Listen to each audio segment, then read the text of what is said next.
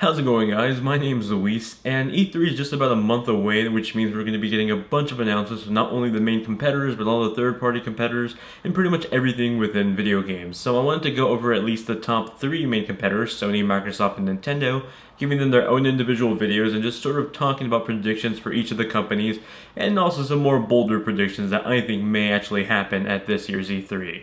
This video is dedicated to Nintendo.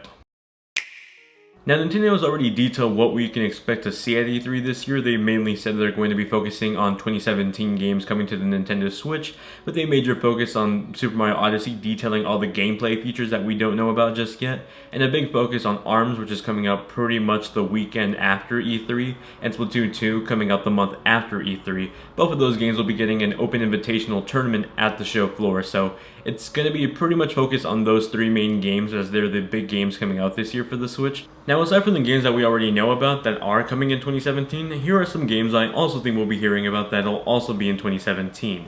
The first one being Mario + Rabbids Kingdom Battle, which has been a long rumored game to be coming to the Switch, and it pretty much at this point is confirmed by so many sources that it has to happen at E3 this year. For those of you that don't know, this is a game that's rumored to be coming out for the Switch that's a cross-project between Ubisoft and Nintendo, combining to make an RPG series within Super Mario Bros. And the Raving Rabbids series. Based on the information we know about the game so far, we can pretty much expect a really crazy, wacky story involving the 2 groups of characters, and a very comedic style of writing for the story, similar to Paper Mario, with a turn-based RPG battle system similar to Super Mario RPG, and once again like Paper Mario, being time-based, but also turn-based. As far as when we can expect this game to come out, most likely we'll be getting it sometime in late August or middle of September, because Nintendo has this plan to basically release one major game every single month for the Nintendo Switch, and we saw that pretty much so far except in May, if you count Minecraft as a big game, but it's technically not from Nintendo. But this coming June we're getting ARMS, and then July we got Splatoon 2, and then we're missing something in August, and we're missing something in September. It seems like a really good spot to put something there, so that's what I'm putting my bets on. Somewhere in late August, maybe early September for this Raving Rabbids cross Super Mario Bros. RPG. Now, the other game I expect to hear about is Super Smash Bros. For Nintendo Switch, which will pretty much be a deluxe edition combining features from Super Smash Bros. For Wii U and Super Smash Bros. For 3DS. Things like the Smash Run from the 3DS version that weren't available in the Wii U version, all in one single package with all the included DLC characters and stages that were available on both of the previous versions of the game. Now, aside from the included already released DLC, I also expect to see some new content in this version of the game, perhaps maybe even the Inklings from Splatoon, but my safe bet is more on Ice Climbers being a returning character to the series, because they essentially got it working in the Wii U version of the game, and it was already done, but when they tried to port the characters over to the 3DS version, it didn't work, and since they wanted to have that parity between the Wii U and the 3DS having the exact same character content, they ultimately just scrapped the character out of the Wii U version because of the 3DS version. It seems to make sense that they would eventually add this character back on the Switch version, since it's pretty much done already on the Wii U and it could be easily ported over. Plus, if you look at the whole picture, Sakurai has already said he's kind of tired of Smash Brothers, and it really takes a lot of energy out of him. He's even hurt himself developing these games before from just how much tiredness and how much stress he gets from making these games. So it wouldn't surprise me that this would be the first Smash Brothers project on the Switch, a basic port that adds some extra content in there, just to give Sakurai some time to rest up, as well as to possibly just work on a brand new IP, maybe even a new Kid Icarus game for the Nintendo Switch, because I would really love that. I would love Uprising 2 so much. I also think it's time to get the announcement for Pokemon Stars, because so much information is already pointing towards it. I personally don't even think it's going to be announced at E3. I think it's going to be announced possibly today when I'm filming this video. I'm filming this on May 14th. But it could most likely be sometime this week, seeing as all the previous Pokemon games have for the most part been announced in the middle of May. So it might just happen sometime this week.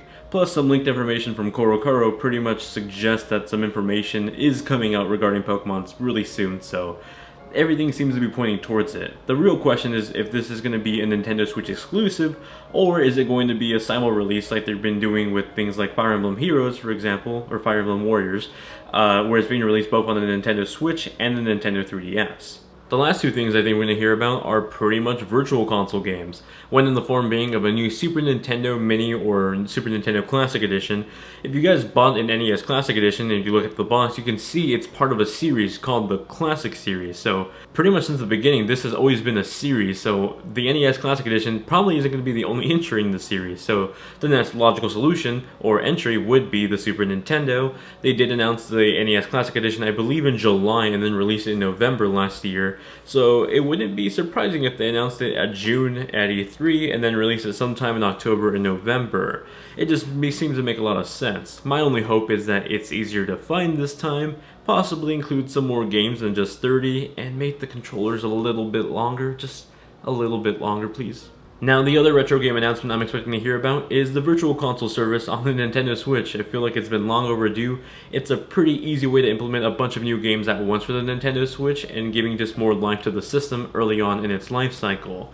I think that we'll be getting all the details, including the release date, the price, and I wouldn't even be surprised if they actually just announced it's a system update that's available right now and during the digital event or sometime later that month. As far as bold predictions go, I think we'll be getting some extra features in the single-player NES games. Nintendo has already said that they're planning to add online multiplayer to multiplayer NES games, and that seems pretty logical, but it wouldn't surprise me if they added some sort of speedrun feature or leaderboard system where people can compete their speedruns for, let's say, Super Mario Bros. 1, 2, or 3 competitively against other people online, and just sort of building that community of reasons to keep playing that game even after you beat it once, or just want to keep playing it over and over again. And those are my predictions for Nintendo's E3 digital event next month. Let me know what you think they'll announce in the comment section below, even your boldest predictions. I want to hear about them. While you're down there, be sure to give the video a thumbs up if you enjoyed it. Subscribe to be notified whenever I make more content like this one, because I'll be doing a sort of a predictions video for pretty much Sony and Microsoft as well later this week. But also while you're down there, be sure to head up that Discord link, which is essentially just a forum or thread where you can talk to me and other people that watch my videos about pretty much anything we enjoy, like video games, anime, TV, or films. So be sure to check it out, link in the description. Thank you all very much for watching, hope you guys have a great day, and I'll see you all in the next one. Bye guys.